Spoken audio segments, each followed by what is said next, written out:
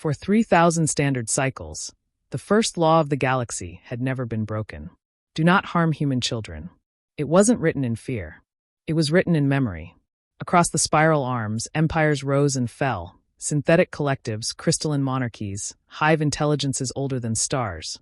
But all of them eventually learned the same lesson about humanity. Adults were dangerous, but their children were something else entirely. No one agreed on why. Some claimed humans imprinted trauma into their young like weapons. Others whispered of latent psychic fields triggered by grief. A few ancient species insisted that human children were protected by something beyond biology, something watching. Whatever the truth, the evidence was undeniable. Planets that violated the law didn't just lose wars. They vanished. Commander Elia Vance didn't believe in myths. She believed in data, in orbital trajectories, in the cold mathematics of survival. And the data said this. The colony on Kepler, 442c, had gone dark. Recon drones confirm atmospheric disturbances, her tactical officer said, voice tight. Unknown fleet signatures. Not in any registry. Elia leaned forward. Civilian status? A pause. Mostly families, Commander. Her jaw tightened. Any survivors? No response. Across the command deck of the UNS Horizon Breaker, silence spread like a contagion. Then came the transmission. Cracked. Fragmented. Barely human. They took the children, please. If anyone hears, don't let them. The signal cut. Elia stood. Prepare jump coordinates. Commander, her XO warned. We don't know who's down there. If it's a council species. They broke the law. That was all she said. And somehow it was enough. Far across the void, aboard the crystalline command vessel of the Ziran Dominion, Overseer Kale Thrix observed the human colony with cold fascination. They show no immediate resistance, one of his aides reported. Primitive defenses. Minimal fleet presence. Kale Thrix's multifaceted eyes shimmered. And the young? Secured. A ripple of approval passed through the chamber. Excellent, Kale Thrix said. The council has been blinded by superstition for too long. These humans are not gods. They are fragile. But the law, one subordinate hesitated. Kale Thrix turned slowly. The law is a relic of fear, he said. And fear is the chain that binds lesser civilizations. He gestured toward the holomap. Today we break that chain. On Kepler 442c, beneath a sky torn open by alien warships, a small group of children huddled inside a shattered school. The ground trembled. The air burned. 9-year-old Mara Vance clutched her younger brother's hand. Mom said they'd come, he whispered. Mara didn't answer. She was listening. Not to the explosions. Not to the screams. To something deeper. A hum. Low. Ancient. Rising. When the Horizon Breaker dropped out of hyperspace, the first thing Elia saw was the sky. It was wrong. Not just occupied, wounded. Energy distortions twisted the atmosphere like a living thing in pain. What did they do? She murmured. Then the scans came in. And everything changed. Commander, her tactical officer whispered, voice shaking. You need to see this. Elia stared at the data. Her blood ran cold. Those energy readings, she said slowly. They're coming from the surface, the officer replied. A pause. From the children. The Ziran Dominion had expected fear. They had expected chaos. They had not expected silence. Across the occupied human colony, something had shifted. The air itself felt aware. Overseer Kale Thrix studied the anomaly readings with growing irritation. Explain, he demanded. They are increasing exponentially, his aide stammered. We cannot identify the source. It is not technological. Then what is it? No one answered. Because no one knew. Inside the ruined school, Mara felt it spreading. Not pain. Not fear. Something older. Something that didn't belong to her, but had always been there. Do you hear it? She whispered. The other children nodded. Even the youngest ones.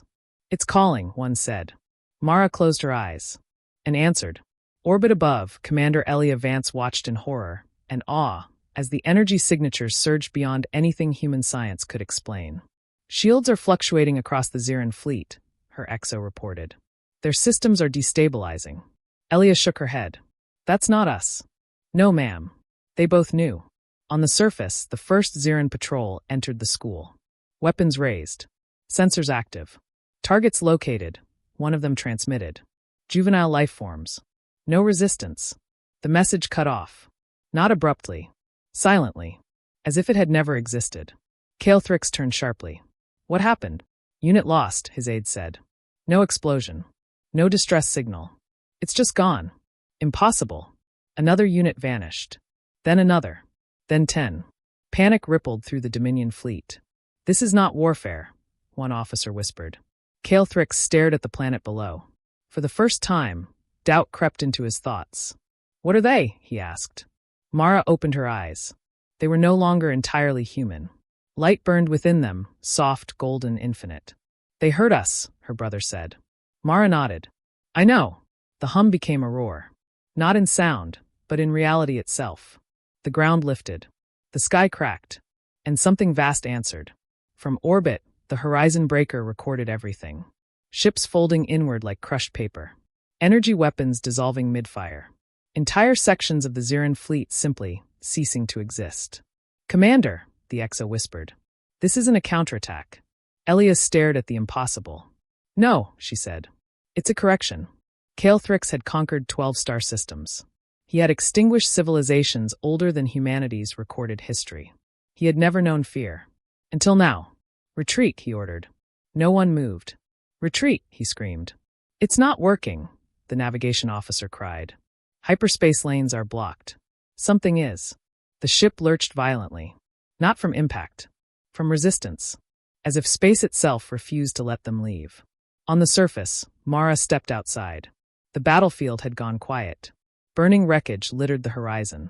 Alien soldiers lay frozen, unharmed, but unable to move, as if reality had forgotten how to process them.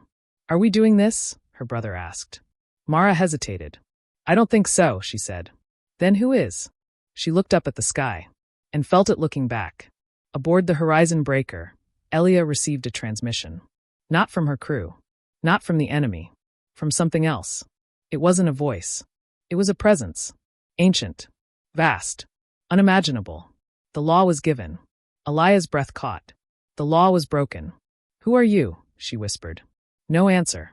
Only understanding. We remember. Calthrix fell to his knees as the walls of his command chamber began to unravel. Not physically. Conceptually. Edges blurred. Angles dissolved. Reality itself rejected his existence. This is not possible, he gasped. We are the masters of. The sentence never finished. Because Calthrix ceased to be. The galaxy watched. Every sensor. Every relay. Every hidden observer. They all saw it. The punishment. Not delivered by fleets. Not by weapons. But by something far older than any civilization. Elia stood alone on the observation deck. The Ziran fleet was gone. Not destroyed. Erased. Cleanly. Completely. As if it had never existed. Behind her, her crew whispered in stunned silence. What are we? One of them asked. Elia didn't answer. Because she finally understood. Humanity wasn't powerful because of its technology. Or its armies. Or its resilience. It was powerful because it wasn't alone. It never had been. Weeks later, the Galactic Council convened in emergency session. No one spoke of punishment. No one spoke of war. They spoke only of the law. And why it existed. A single message appeared across every known channel. Not in any language. But understood by all. The children are not yours to harm. They never were. On Earth, Mara stood beneath a quiet sky. The hum was gone. The presence silent. Will they come back? Her brother asked. Mara smiled faintly. They never left. Commander Elia Vance filed her final report. Then she added one last line. Not for the Council. Not for history. But for anyone who might forget. We are not the strongest species in the galaxy. We are simply the ones they chose to protect.